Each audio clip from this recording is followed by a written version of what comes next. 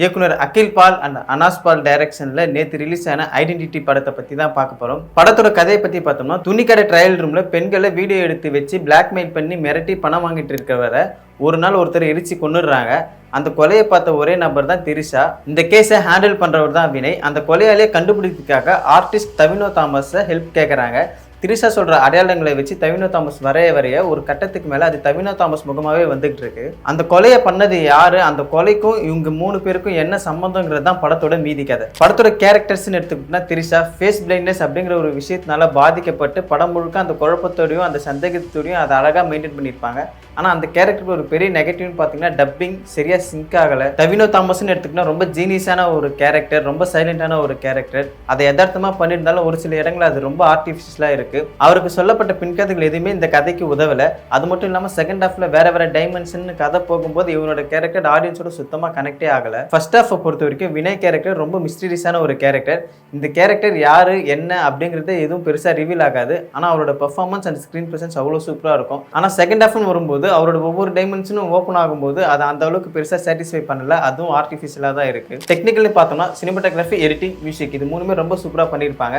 இவங்க சொல்ற கதைக்கும் அந்த ஜானருக்கும் எந்த ஒரு டிஸ்டர்பன்ஸும் இல்லாம கரெக்டான மீட்டர்ல பண்ணியிருப்பாங்க. ஓவராலா ஃபர்ஸ்ட் ஹாஃப்னு எடுத்துக்கிட்டோம்னா ஸ்லோவா ஸ்டார்ட் பண்ணி கேரக்டர்ஸை இன்ட்ரோடியூஸ் பண்ணி கொஞ்சம் கொஞ்சமா டென்ஷன் பில்ட் பண்ணி ஒரு பீக் மொமெண்ட்ல எடுத்துட்டு போய் இன்டர்வல்ல நிறுத்துவாங்க. இது எல்லாமே ஓரளவுக்கு ஓகேவா இருக்கும். ஆனா செகண்ட் ஹாஃப்னு எடுத்துக்கிட்டோம்னா நிறைய டைமென்ஷன்ல கதை போகுது, நிறைய புது விஷயங்களை ரிவீல் பண்றாங்க.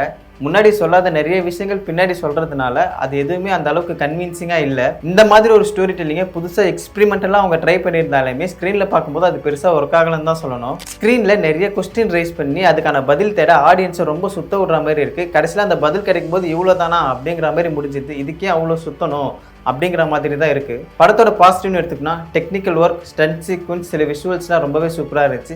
அதை தாண்டி ஃபர்ஸ்ட் ஹாஃப்ல ஒரு சில சீன்ஸ் அண்ட் ரைட்டிங் வந்து ரொம்ப சூப்பராக இருந்துச்சு. நெகட்டிவ்னு எடுத்துக்கிட்டோம்னா நிறைய சப்ளாட்டு கதை வேற டைமென்ஷன்ல போயிட்டே இருக்கு. ஒரு கட்டத்துக்கு மேலே யாரை ஃபாலோ பண்றதுன்னே தெரியல. நிறைய இல்லாஜிக்கல் சீன்ஸ், நிறைய லென்த்தி சீன்ஸ் இருக்க மாதிரி இருந்துச்சு. குறிப்பாக சொல்லணும்னா கிளைமேக்ஸில் அந்த 20 to 30 மினிட்ஸ் அந்த ஃப்ளைட்குள்ளே போகிற சீக்வன்ஸே ஒரு கட்டத்துக்கு மேலே போர் அடிச்சுது. அது அவ்வளோ நேரம் எடுத்திருக்க வேணாம் அப்படிங்கிற மாதிரி தோணுது. கொஞ்சம் ட்ரிம் பண்ணியிருக்கலாம். அதே மாதிரி ஸ்டோரி வந்து ரொம்ப லார்ஜரா வைடரா நடக்கிற மாதிரி இருக்கு. ஆனா அதுக்குள்ள நடக்கிற பிளே வந்து ரொம்ப பக்கத்துலேயே நடக்கிற மாதிரி இருக்கு.